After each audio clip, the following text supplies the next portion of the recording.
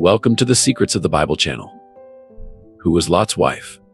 Why was she turned into a pillar of salt? There is a woman that Jesus referenced in Luke. Remember Lot's wife. Luke chapter 17, verse 32.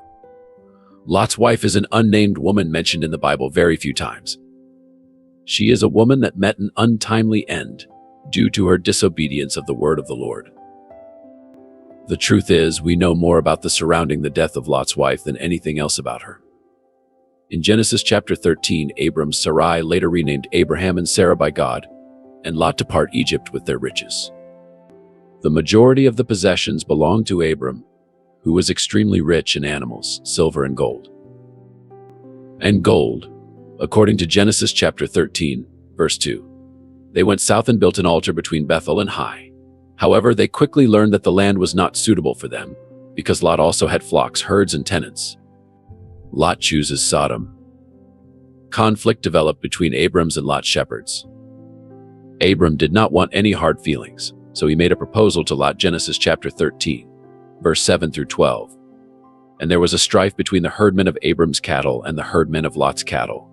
And the Canaanite and the Perizzite dwelled then in the land. And Abram said, Let there be no strife. I pray thee between me and thee, and between my herdmen and thy herdmen, for we be brethren. Is not the whole land before thee? Separate thyself, I pray thee, from me. If thou wilt take the left hand, then I will go to the right. Or if thou depart to the right hand, then I will go to the left. And Lot lifted up his eyes and beheld all the plain of Jordan, that it was well watered everywhere, before the Lord destroyed Sodom and Gomorrah, even as a garden of the Lord, like the land of Egypt, as thou comest unto Zor. Then Lot chose him all the plain of Jordan, and Lot journeyed east. And they separated themselves, the one from the other. Abram dwelled in the land of Canaan, and Lot dwelled in the cities of the plain, and pitched his tent towards Sodom. Lot studied the country, and chose the Jordan plain, because it had easy access to water. Lot pitched his tent toward Sodom, whereas Abram dwelled in Canaan. In verse 13, we are informed that the men of Sodom were wicked and sinners before the Lord exceedingly. Lot took with him his wife on this journey. The central topic of this episode is the separation of Abram and Lot. Hitherto, Abram and Lot have worked together amicably, as relatives should. Lot is presumed to share in the promise of divine protection and blessing, which comes to those who identify themselves with Abram. It may be that Lot was originally regarded as Abram's heir, but here, as a result of a quarrel between Abram and Lot's herdsmen, Lot moves out of Abram's orbit. Indeed, he moves out of, or at least to the very frontier of the land of promise, to the cities of the plain, whose inhabitants were great sinners. Thus, what he viewed as a great step forward was his ruin, for these cities were destined to destruction. Following their split, the Lord promised Abram and his descendants all the country he could see from east to west and south to north. Following extensive political unrest and warfare between the rulers of the neighboring kingdoms, the kings of both lands departed and took all the goods and all their food. As a result, the economies of both Sodom and Gomorrah deteriorated. Lot, Abram's nephew, was captured by the kings during their departure. When Abram learned of his nephew's captivity, he pursued them all the way to Dan. He and his armed servants saved Lot and his belongings. Melchizedek, king of Salem, was killed. Blessed Abram and acknowledged him as of the Most High God, possessor of heaven and earth. He thanked Abram for his assistance in delivering his people. The king of Sodom, on the other hand, demanded the restitution of all his possessions and people. Abram told the king that the only prizes he acquired were for the people to eat while traveling. Sodom and Gomorrah are destroyed.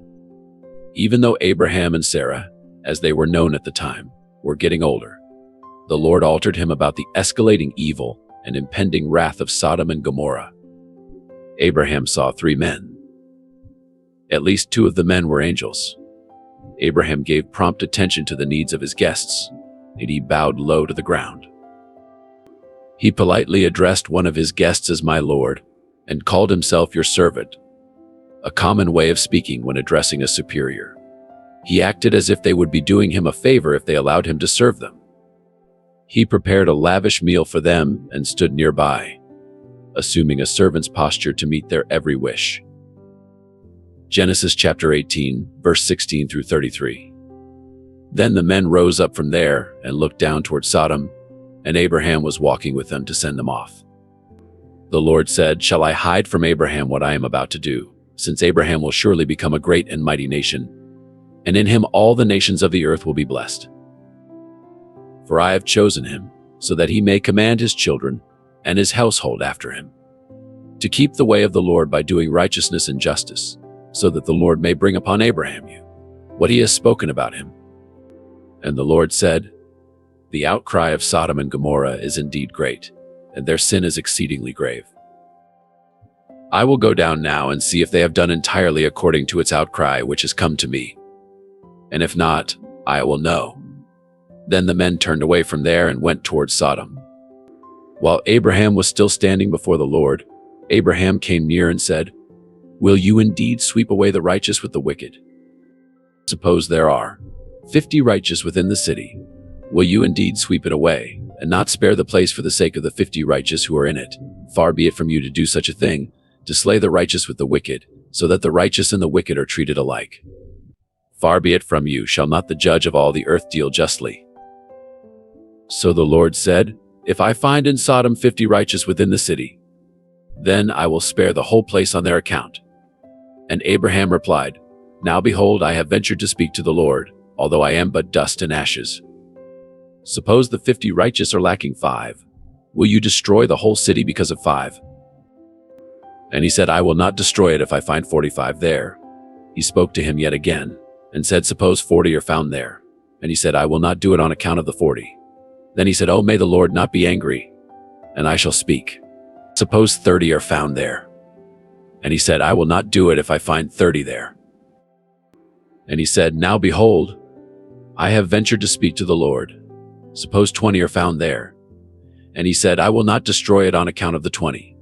Then he said, "Oh, may the Lord not be angry, and I shall speak only this once. Suppose 10 are found there." And he said, "I will not destroy it on account of the 10. As soon as he had finished speaking to Abraham, the Lord departed, and Abraham returned to his place. Abraham was certain Lot would have at least commanded his children and his household, and kept the way of the Lord to do justice and judgment. Lot was sitting at the entrance of Sodom when 2 angels approached him and offered them accommodation for the night. They rejected because they wanted to spend the night in the street. They eventually agreed and followed Lot, who fed them. That night, however, all the men of Sodom heard about the angels and surrounded Lot's house. "Where are the men who came to you tonight?" They encircled Lot's house. "Bring them out so we may have them." Instead, Lot reacted by offering his 2 daughters. The men of Sodom persevered in their efforts to reach the angels, who appeared to be men. The angels drew Lot inside and locked the door, then struck the evil ones outside with blindness, to the point where they couldn't find the house's door. The angels told Lot to gather his family and leave Sodom as soon as possible. Genesis chapter 19, verse 13. "For we are about to destroy this place because their outcry has become so great before the Lord that the Lord has sent us to destroy it." Lot forewarned his sons-in-law, but they insulted him and ignored his advice. As daylight approached, the angels reminded Lot that judgment was imminent and that he needed to remove his wife and daughters from the city. Lot and his family flee Sodom. "Flee for your lives," one of the angels exclaimed as they fled the city. "Do not look back or halt anywhere in the plain. Get to the mountains, or you'll be washed away." Then the Lord rained brimstone and fire from heaven on Sodom and Gomorrah, and overthrew those towns, and all the plain, and all the inhabitants of the cities, and all that grew on the ground, as the cities were being demolished. Genesis chapter 19, verse 26. "But Lot's wife looked back and said, and she became a pillar of salt. Lot and his 2 daughters escaped to Zoar, a city in the adjacent mountains. The oldest daughter became aware of her father's age and the absence of her mother. With these thoughts in mind, she proposed to her sister that they get their father drunk and lie with him, that we may preserve seed of our father. Lot did not comprehend what was happening, since he was drunk, and his daughters each slept with him in turn. In this way, each daughter conceived a son, who became the fathers of the Moabites and the Ammonites. According to Bible interpretations, Lot's wife was turned into a pillar of salt for looking back, for breaking the instruction not to look back. Her actions indicate that she sympathized with the people of Sodom, and her failure to evade God's wrath serves as a stark warning to others. What is the significance of the story of Lot's wife? Interestingly, the name of Lot's wife is not provided in the Bible, even though her existence contains numerous life lessons. We are not told why she turned back to gaze at the city while it was being destroyed. Lot's wife had every opportunity to live. Although Lot's wife is not named, we can make certain assumptions about her. She was familiar with God, whom Lot served, and she had Abraham as an uncle, and might have learned a lot from him. She could have been present when her husband was kidnapped by Kedorlaomer and saved by God's strength. She was exceedingly blessed to have God's angels in her home. They even took her by the hand and led her out of Sodom. But what good did it all do her in the end? All of God's grace was wasted on her. There are several key takeaways here. Number 1, it is possible to be lost forever, even though you are religious and have every opportunity to do right. You can come from a pleasing family, have many spiritual advantages, and still be lost. Number 2, you can leave the world and begin on the correct path, but you will be eternally lost if you turn back. You are in charge of your own beliefs. But why did God care if she glanced over her shoulder at Sodom? Number 1, looking back was an indication of doubt. She had to confess to God the penalty and fate of Sodom. He had spoken, and he would carry out his promise. We may declare that we believe God, yet when the test comes, we waver and look back. God invites us to put our trust in him and turn our attention to spiritual matters. Number 2, looking back was disobedience because God had clearly instructed not to look back. Go to the mountains and don't come back. There was no time allotted to hear all of her excuses or reasons for disobeying. That is why we struggle with the lessons of Uzzah, Ananias, and Sapphira. They expose justice for what it is and reveal God's stance on disobedience. Number 3, to look back may have revealed her true attachment to Sodom. Was she displaying a love for what she was leaving behind? Her body was leaving, but her heart was still in Sodom. Luke chapter 17, verse 26 through 30. New American Standard Bible. Whoever therefore wants to be a friend of the world makes himself an enemy of God. James chapter 4, verse 4. Do we want to be friends with the rest of the world? This does not imply giving up everything in the world. This world represents everything that is opposed to God, the wickedness that was once a part of your life. Lessons from Lot's wife's punishment. Lot's wife's punishment was terrible, abrupt, and irreversible. She was denied another chance to flee when she looked back. All mercy that had previously been extended was abruptly withdrawn. The Bible does not go into detail about what happens, and it is exposed as a natural result of her decision. There will come a time when all of your opportunities to obey God will be gone. Some individuals scoff at preaching and teaching that refers to hell or any impending judgment. They perceive it as scare tactics intended to frighten children and fools. We are too wise to believe it. More than any other subject, Jesus spoke about hell. His blood will be on his own head. He heard the sound of the horn, but did not take warning. His blood will be on himself. But had he taken warning, he would have saved his life. But if the watchman sees the sword coming and does not blow the horn, and the people are not warned, and a sword comes and takes a person from them, he is taken away for his wrongdoing. That wicked person shall die for his wrongdoing, but I will require his blood from your hand. But if you on your part warn a wicked person to turn from his way, and he does not turn from his way, he will die for his wrongdoing. But you have saved your life. Lot's wife's lessons are still relevant. God is still ready to condemn all men, and his word is still to not look back. Will you flee God's vengeance in Jesus' blood?